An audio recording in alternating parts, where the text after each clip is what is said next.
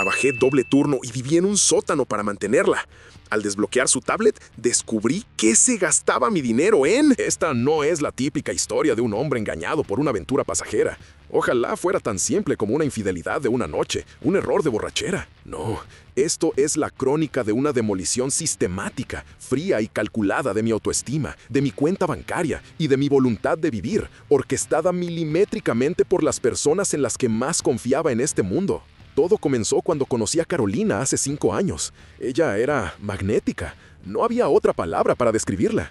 Decía ser una artista incomprendida, una pintora abstracta con un talento descomunal que solo necesitaba una pequeña oportunidad, un empujón del destino para brillar y comerse el mundo. Yo, por otro lado, era un contador, un tipo aburrido, estable, predecible, alguien que encontraba consuelo en los números exactos. Me sentía atraído por su caos colorido como una polilla a la luz, fascinado por esa vida bohemia que ella proyectaba. Al principio, todo era pasión, risas y sueños compartidos sobre el futuro. Nos casamos rápido, quizás demasiado rápido, cegados por esa fase de luna de miel eterna que no nos dejaba ver la realidad. En mi enamoramiento, ignoré las banderas rojas que ondeaban furiosamente frente a mi cara. Y la bandera más grande, más roja y más peligrosa de todas tenía nombre y apellido: Magda, su madre. Magda era una mujer viuda, amargada hasta la médula y obsesionada enfermizamente con un estatus social que había perdido hace décadas tras la muerte de su esposo. Desde el día 1 me dejó claro, con una sutileza venenosa que solo las maestras de la manipulación poseen, que yo no era suficiente para su princesa. Me miraba por encima del hombro cada vez que entraba a su casa, criticaba mi ropa de oficina barata, mi trabajo sin glamour, hasta la forma en que masticaba o cómo me reía. Recuerdo una cena en particular al inicio de nuestro matrimonio. Yo había sacado la tarjeta para pagar la cuenta de un restaurante italiano excesivamente caro que ellas habían elegido. Mientras firmaba el recibo, sudando frío por el monto, Magda me soltó uno de sus comentarios habituales. Me dijo que Carolina podría haberse casado con un diplomático o con un empresario textil, alguien de alcurnia.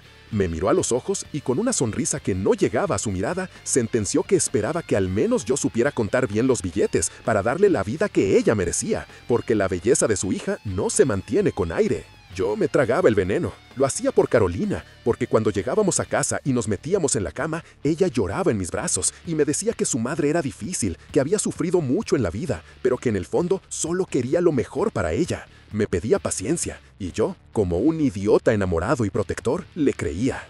La verdadera pesadilla, el descenso a los infiernos que casi me cuesta la vida, comenzó hace 3 años. Carolina llegó a casa eufórica, con los ojos brillantes como si hubiera ganado la lotería. Me dijo que un curador de arte muy importante de Europa, un tal Jean-Luc, había visto su portafolio online y quería representarla. Era la gran oportunidad, el boleto dorado que habíamos estado esperando. Pero, como siempre en estas historias, había un pero. Su rostro pasó de la euforia a una fragilidad ensayada en cuestión de segundos. Me explicó que para entrar en ese circuito exclusivo no bastaba con tener talento, se necesitaba invertir. Me habló de materiales de alta calidad, óleos importados de Francia, lienzos de lino. Me dijo que era imperativo alquilar un estudio en la zona de galerías para tener presencia física y credibilidad. Me habló de los costos de envío internacional de las obras, las tarifas de inscripción en las ferias de arte. La lista era interminable. Finalmente, soltó la cifra. Necesitaba $20,000 para empezar. Yo tenía ahorros, sí, pero esos ahorros eran sagrados. Eran casi todo lo que habíamos juntado con esfuerzo para la entrada de nuestra futura casa, el lugar donde criaríamos a nuestros hijos. Dudé. Le dije que era arriesgado gastar todo nuestro capital en una apuesta, que debíamos ser prudentes. Fue entonces cuando intervino Magda. Convocó una reunión familiar de emergencia esa misma noche en su casa. La escena todavía me persigue. Magda estaba sentada en su sofá de terciopelo como si fuera un trono, mirándome con una mueca de asco absoluto.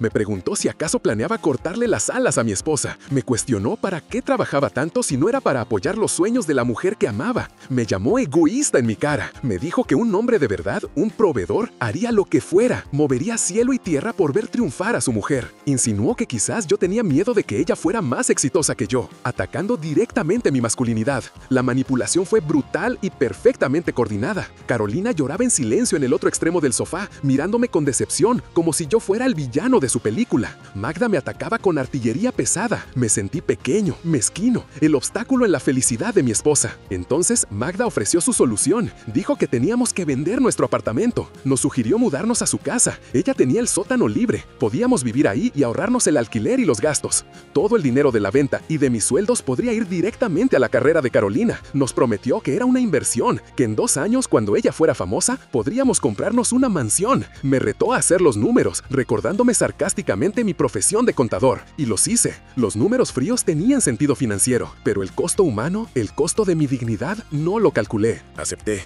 Vendimos el apartamento, le dimos el dinero a Carolina para su fondo de arte. Nos mudamos al sótano de Magda. El sótano era un lugar deprimente, era húmedo, siempre frío y tenía un olor persistente a moho que se impregnaba en la ropa. Teníamos una pequeña ventana a ras del suelo por donde solo veíamos los zapatos de la gente pasar y las ruedas de los coches. Era como vivir en una cueva. Pero yo me decía cada mañana, mientras me ponía la corbata frente a un espejo manchado, que era temporal, que era por un bien mayor, que era un sacrificio noble. Pero el dinero nunca era suficiente para cubrir los costos crecientes que Carolina exigía cada mes, que si el curador pedía sobornos para colocar los cuadros, que si los lienzos importados habían subido de precio por la inflación, mi sueldo de contador dejó de alcanzar. Tuve que buscar un segundo trabajo. De día era el contador respetable en una firma del centro. De noche y los fines de semana me quitaba el traje y me ponía un chaleco reflectante para trabajar en el almacén de una empresa de logística, cargando cajas pesadas, moviendo pallets y sudando hasta que la espalda me gritaba de dolor. Durante 3 años dormí un promedio de 4 horas al día. Comía sándwiches baratos y fríos en el trayecto entre un trabajo y otro, manejando con los ojos pesados. Mientras tanto, Carolina pasaba el día en su supuesto estudio, un lugar que yo pagaba religiosamente pero que nunca había visitado, porque ella me había prohibido ir, alegando que mi energía le cortaba la inspiración y que necesitaba soledad absoluta para crear. Ella llegaba a casa por las noches oliendo a perfume caro, con ropa nueva que justificaba diciendo que eran regalos del curador o prendas necesarias para los eventos de networking donde debía vender su imagen. Yo llegaba oliendo a sudor y cartón viejo, demasiado cansado para cuestionar nada. Magda, que vivía arriba en la comodidad de su casa, cuyas facturas de luz, agua, gas e internet de alta velocidad ahora pagaba yo también, me trataba como a un sirviente. Si llegaba tarde del segundo trabajo y hacía ruido al abrir la puerta, bajaba a regañarme. Si me veía con ojeras en el desayuno del domingo, se burlaba. Una mañana me encontró en la cocina tomando café negro para mantenerme despierto. Me miró con desdén y me dijo que parecía un zombie. Sin un ápice de empatía, me comentó que esperaba que me dieran un bono en ese almacén, porque Carolina necesitaba otros $5,000 urgentes para imprimir el catálogo de la exposición de otoño. Recuerdo que ese día estallé, o al menos lo intenté. Le dije con la voz ronca que estaba al límite, que no tenía más dinero, que estaba vendiendo mi salud, literalmente, para pagar todo aquello. Su respuesta fue la de una tirana. Me miró con una frialdad que helaba la sangre y me dijo que trabajara más, que vendiera un riñón si hacía falta, pero que no iba a arruinar el futuro de su hija estando tan cerca del éxito. Me recordó que yo era el proveedor y que mi única función era proveer. Esa fue mi vida, humillación constante, trabajo esclavo y la esperanza ciega de que algún día el arte de Carolina nos sacaría de ese agujero.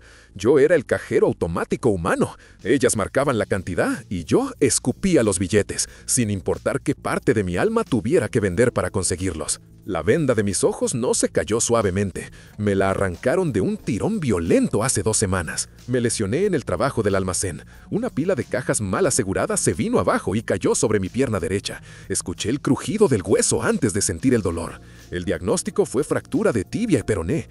Me llevaron al hospital, me operaron de urgencia y me mandaron a casa, a ese maldito sótano, con un yeso hasta la cadera y la orden estricta e innegociable de reposo absoluto por 6 semanas. Cuando llegué a casa en muletas, drogado por los analgésicos y sintiéndome la persona más vulnerable del mundo, no encontré preocupación en mi esposa.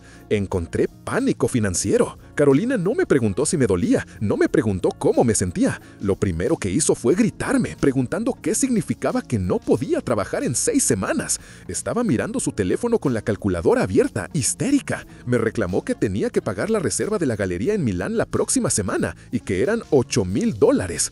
Yo la miraba desde la cama, incrédulo. Le recordé que tenía la pierna rota, que no podía caminar, mucho menos cargar cajas en un almacén. Le expliqué que el seguro médico cubriría una parte, pero que mis ingresos bajarían drásticamente. Magda bajó al sótano al escuchar los gritos. Al ver mi yeso no mostró compasión, sino fastidio. Resopló y dijo que era un inútil hasta para caminar. Se quejó de la situación y sentenció que Carolina no podía perder esa oportunidad por mi torpeza. Me ordenó que pidiera un préstamo al banco inmediatamente. Cuando le dije que nadie me daría un préstamo estando de baja médica, simplemente se dio la vuelta y me dijo que la compasión no pagaba facturas y que lo solucionara. Me dejaron solo en el sótano. Estaba inmovilizado inmovilizado, adolorido, y por primera vez en 3 años tenía tiempo. Tiempo para pensar, tiempo para estar quieto. Mi mente, liberada del agotamiento extremo de trabajar 16 horas diarias, empezó a despejarse. Y al despejarse, empezó a conectar puntos que me había negado a ver por miedo. Empecé a hacerme preguntas peligrosas. ¿Por qué nunca había visto una sola obra terminada de Carolina en 3 años? ¿Por qué el supuesto curador solo se comunicaba por mensajes encriptados y nunca por llamadas o correos oficiales? ¿Por qué las facturas del alquiler del estudio siempre eran transferencias a cuentas personales y no a una inmobiliaria o empresa? La duda me estaba carcomiendo por dentro, más dolorosa que la fractura. 2 días después, el destino me dio la respuesta. Carolina salió apresurada de casa. Me dijo que tenía una reunión de emergencia con el curador para ver cómo solucionar lo del dinero que yo no podía proveer. En su prisa, cometió el error de su vida. Dejó su tablet principal sobre la mesita de noche. Esa tablet que siempre llevaba consigo como si fuera una extensión de su brazo, que tenía triple contraseña y que, según ella, contenía toda su carrera y bocetos confidenciales. Me arrastré hasta la mesita. El dolor de la pierna al moverme era insoportable, punzadas agudas que me hacían ver estrellas, pero la necesidad de saber la verdad era mayor. Agarré el dispositivo. Intenté desbloquearla. Probé su cumpleaños, incorrecto. Probé nuestro aniversario de bodas, incorrecto. Probé la fecha de la muerte de su padre, incorrecto. Probé una última opción, casi por instinto, pensando en quién era la persona más importante en la vida de Carolina, el cumpleaños de Magda. La pantalla se iluminó, se desbloqueó. Lo primero que vi fue el fondo de pantalla. No era una de sus pinturas abstractas, no era una foto nuestra, era una foto de ella en un yate lujoso, en bikini, abrazada a un hombre alto, musculoso y bronceado que definitivamente no era ningún curador de arte europeo de 60 años. Se veían íntimos, felices, despreocupados. Sentí náuseas, unas ganas de vomitar incontrolables. Con las manos temblorosas abrí la galería de fotos. Había miles, fotos de los últimos 3 años, fotos de viajes a Cancún, a Miami, a Ibiza, a las islas griegas, fotos cenando en restaurantes con estrellas Michelin donde una botella de vino costaba más que mi sueldo semanal, fotos de bolsas de Louis Vuitton, zapatos de Prada, joyas Cartier. En todas aparecía ese hombre. En todas, Carolina se veía radiante, sin una gota de la preocupación artística y sufrida que me mostraba a mí cada noche. Las fechas de las fotos coincidían perfectamente, con una precisión macabra, con los fines de semana que ella me decía que tenía que ir a retiros creativos o a ferias de arte para vender su obra. Mi corazón se rompió en 1000 pedazos, pero mi cerebro necesitaba ver más. Abrí la aplicación de mensajes. No había conversaciones con galeristas, no había clientes. La mayoría de los chats recientes eran con un contacto guardado como mi todo y con otro guardado como la jefa. Mi todo era el tipo del yate, se llamaba Leo. Entré al chat, leí los mensajes de la última semana, los días que yo había estado en el hospital y luego tirado en cama con el yeso. Mis ojos recorrían las líneas con incredulidad. Carolina le escribía quejándose de mí. Le decía que el idiota se había roto la pierna y que decía que no podía trabajar. Le preguntaba qué iban a hacer con el viaje a Dubái que tenían planeado. Le contaba que ya me había sacado $8,000 para los pasajes, pero que necesitaban más para el hotel de lujo. La respuesta de él fue lo que me encendió la sangre. Leo le contestaba con total tranquilidad, diciéndole que no se preocupara, que me presionara más. Sus palabras textuales se me grabaron a fuego. Le dijo que yo, su contador, era tan patético que sería capaz de venderme un ojo si ella me lo pedía llorando un poco. Le aconsejó que hiciera que su madre me gritara, porque eso siempre funcionaba para doblegarme. Carolina le respondía confirmando que Magda ya lo había hecho, que estaba furiosa y que planeaba obligarme a pedir un préstamo a un usurero si era necesario. Terminaba el mensaje diciéndole que se moría por estar con él en Dubái y olvidarse de ese sótano asqueroso y del olor a sudor de Mateo. Lloré en silencio, con la tablet en la mano, sintiéndome la persona más estúpida del planeta. No lloraba por el amor perdido, sino por la magnitud de la traición. Cada hora extra en el almacén, cada dolor de espalda, cada humillación que soporté de Magda, todo había sido para financiar las vacaciones de lujo de mi esposa con su amante gigoló. Luego, con el estómago revuelto, abrí los mensajes con la jefa. Era Magda. Si lo de Leo fue doloroso, esto fue diabólico. Leí una conversación donde Magda le preguntaba si ya le había depositado a Leo el dinero del alquiler del estudio falso. Y luego le recordaba que ella se quedaba con el 20% de esa suma por gestionar las transferencias y hacer la contabilidad creativa para que yo no sospechara nada. Carolina le confirmaba que ya le había mandado su parte y le agradecía por cubrirle el día anterior cuando llegó tarde de verse con Leo. La respuesta final de Magda fue la confirmación de que estaba ante un monstruo. Le decía a su hija que disfrutara, que mientras el tonto siguiera pagando, ellas seguirían viviendo la buena vida. Le aconsejaba que se asegurara de mantenerlo lo suficientemente cansado para que no tuviera energía para pensar, pero no tanto como para que no pudiera trabajar. Cerraba el mensaje diciéndole que era una genia, que había heredado su talento para manejar a los hombres débiles. Ahí estaba la verdad desnuda, obscena. Mi suegra no era una espectadora pasiva, era la arquitecta del plan. Ella había diseñado la estafa, ella se llevaba una comisión de mi sufrimiento. Ella alentaba la infidelidad de su hija, porque eso mantenía a Carolina feliz y aseguraba el flujo de efectivo para ambas. Para ellas, yo no era un esposo, ni un yerno, ni siquiera una persona. Era ganado, era un recurso natural explotable hasta el agotamiento o la muerte. Me quedé mirando la pantalla hasta que la batería de la tablet murió. El dolor físico de mi pierna había desaparecido por completo, anestesiado por una furia fría, calculadora y letal que nunca había sentido en mi vida. Ellas pensaban que yo era débil, pensaban que era un contador aburrido y manipulable. Iban a descubrir de la peor manera posible lo peligroso que puede ser un hombre de números cuando decide auditar su propia vida y cobrar las deudas pendientes. Hice una copia de seguridad de todo en la nube. Fotos, capturas de pantalla de los chats, extractos bancarios falsos que encontré en las descargas, todo quedó guardado. Luego empecé a planear mi jugada final. La supuesta gala de presentación de Carolina, el evento magno por el que yo había estado trabajando doble turno los últimos 6 meses para pagar el salón de eventos más exclusivo de la ciudad y el catering de lujo, era en 2 días. Iba a ser una fiesta grande. Magda había invitado a todos sus amigos de la alta sociedad, a esa gente a la que desesperadamente quería impresionar para recuperar su estatus. Por supuesto, yo estaba invitado, pero solo como acompañante silencioso. Se me había instruido específicamente que me vistiera bien, sonriera y no hablara mucho para no avergonzarlas con mi falta de cultura artística. Decidí que ese sería el escenario perfecto, el teatro donde caería el telón. El día de la gala llegó.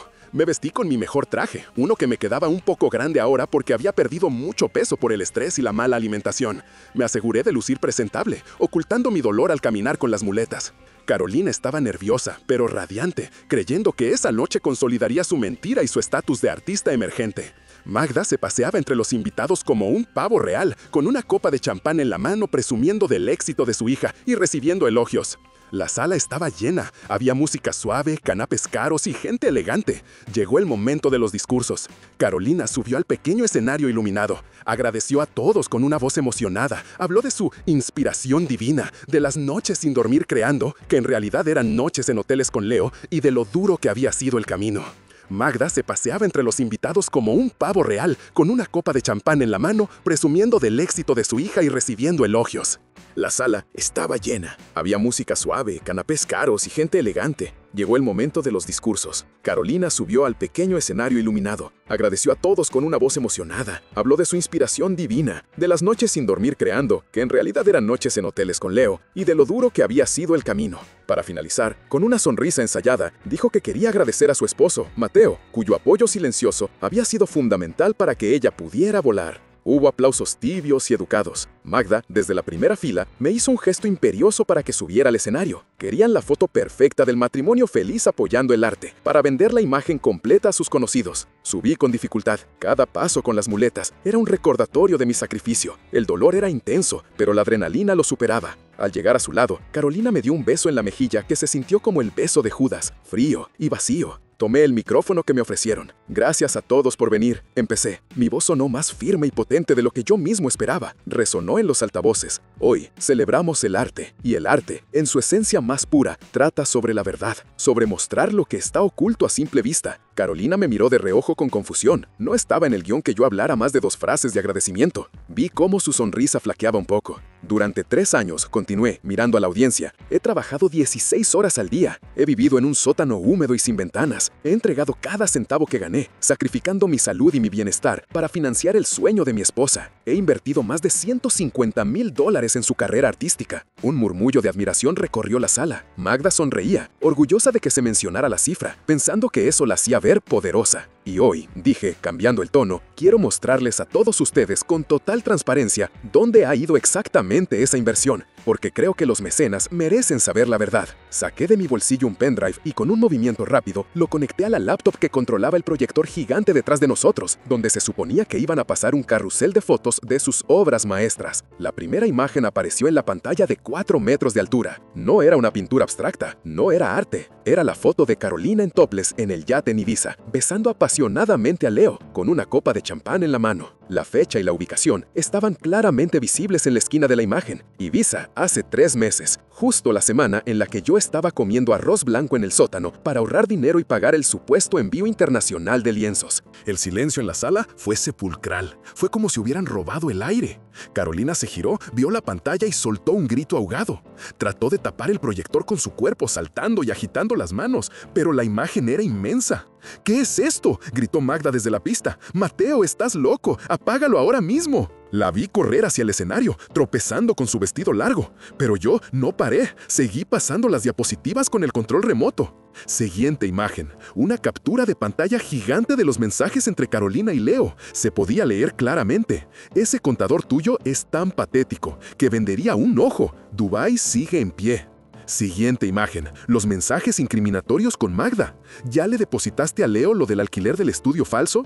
Recuerda que yo me quedo con el 20%. Mientras el tonto siga pagando, nosotras seguimos viviendo. La sala estalló, hubo gritos de sorpresa, risas nerviosas y exclamaciones de shock. Los amigos de la alta sociedad de Magda, aquellos cuya opinión le importaba más que la vida misma, las miraban con una mezcla de horror, asco y fascinación morbosa. Estaban presenciando su destrucción social en tiempo real. Magda llegó al escenario, roja de furia, con las venas del cuello marcadas. Trató de arrebatarme el micrófono, arañándome el brazo, pero yo, con mi pierna rota y todo, me mantuve firme. La aparté con un movimiento brusco de mi brazo. «Ahí lo tienen», dije al micrófono, mi voz retumbando sobre el caos.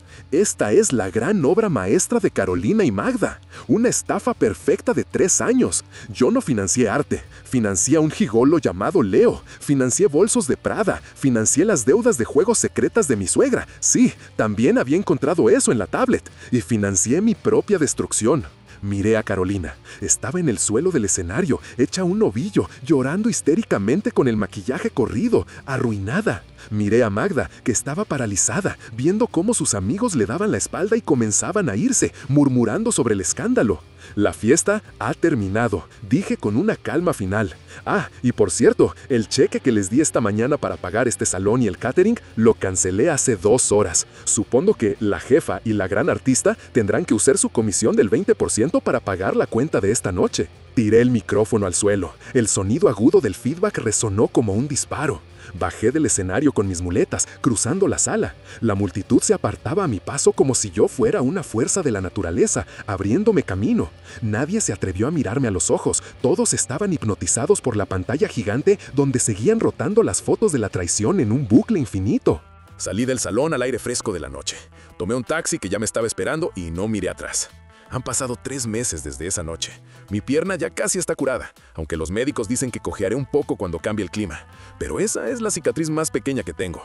El divorcio está en proceso y ha sido una guerra nuclear. Ellas intentaron negarlo todo al principio, alegando que yo había manipulado las imágenes digitalmente, que estaba loco por los medicamentos.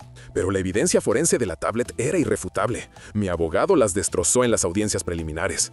Magda tuvo que vender su preciada casa, su símbolo de estatus, para pagar las deudas que yo dejé de cubrir y las demandas del salón de fiestas, que las persiguió legalmente por falta de pago. Ahora viven juntas en un pequeño apartamento alquilado en un barrio periférico, lejos del lujo que tanto anhelaban. Me han contado que se la pasan peleando a gritos, culpándose mutuamente de su ruina. Viven en el infierno que ellas mismas construyeron ladrillo a ladrillo. Carolina intentó volver conmigo una semana después de la gala. Apareció en la puerta del motel barato donde me refugié, llorando, jurando que Leo la había manipulado, que ella me amaba de verdad. Ni siquiera le abrí la puerta. Le grité desde adentro que si no se iba, llamaría a la policía. En cuanto a Leo, el amante desapareció como el humo en cuanto se cortó el flujo de dinero. Yo estoy empezando de cero. Vivo en un estudio pequeño, sin lujos, pero es mío. No hay humedad, no hay moho y sobre todo, no hay mentiras. Sigo trabajando como contador, pero dejé el segundo trabajo en el almacén.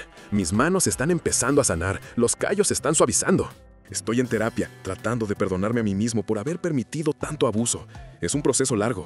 A veces me despierto en la noche con taquicardia, pensando que estoy de vuelta en ese sótano, escuchando los pasos de Magda arriba, juzgándome. Pero luego enciendo la luz, veo mi pequeño apartamento, limpio y en silencio, y recuerdo que soy libre. Me costó todo lo que tenía, pero compré mi libertad. Y esa es, sin duda, la inversión más valiosa que he hecho en mi vida.